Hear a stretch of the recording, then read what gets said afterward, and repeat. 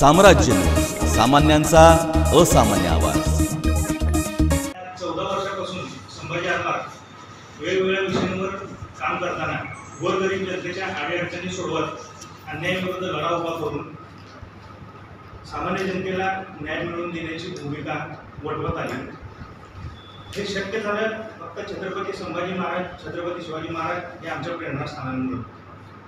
महाराष्ट्राच्या, हिंदुस्थानाच्या प्रत्येक शिवभक्ताचे प्रेरणास्थान असणाऱ्या छत्रपती शिवाजी महाराज, छत्रपती संभाजी महाराज, राणीसाहेब सोयराबाई यांच्या चारित्र्यावर शिंतोडे उडवण्याचं काम करणाऱ्या गिरीश कुबेर नामक लेखकाने जे पुस्तक लिहिले ते renaissance tales unwritten story of making of the Maharashtra या पुस्तकाद्वारे केले असून सर्वप्रथम त्यांचा संभाजी आरमार आणि शिवभक्तांच्या वतीनं मी जाहीर निषेध करतो।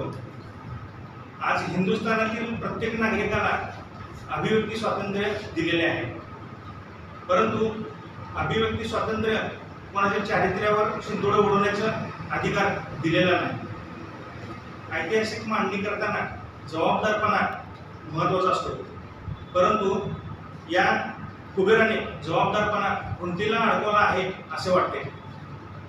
पुस्तक प्रकाशित झाल्यानंतर महाराष्ट्रातील जबाबदार शिवभक्तांनी त्या पुस्तकातील काही चुका या त्यांना निदर्शनास आणून दिल्या, पण त्या कुबेराने त्याची दखल घेतलेली नाही। आज छत्रपती शिवाजी महाराज, छत्रपती संभाजी महाराज, राणी सोयराबाई हे महाराष्ट्र तसेच हिंदुस्थान जगातील प्रत्येकाचं प्रेरणास्थान आहे।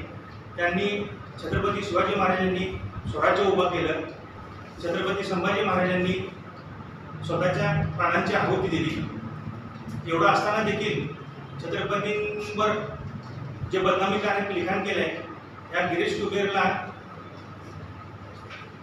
येत्या 10 तारखेला होणाऱ्या छाया प्रकाश फाउंडेशनच्या वतीने पुरस्कार जाहीर झाला असून त्या पुरस्कारात जर हा कुबेर आला तर त्याला संभाजी आरमार समस्त शिवभक्तांच्या वतीनं चपल्यांचा हार घालण्यात येणार आहे।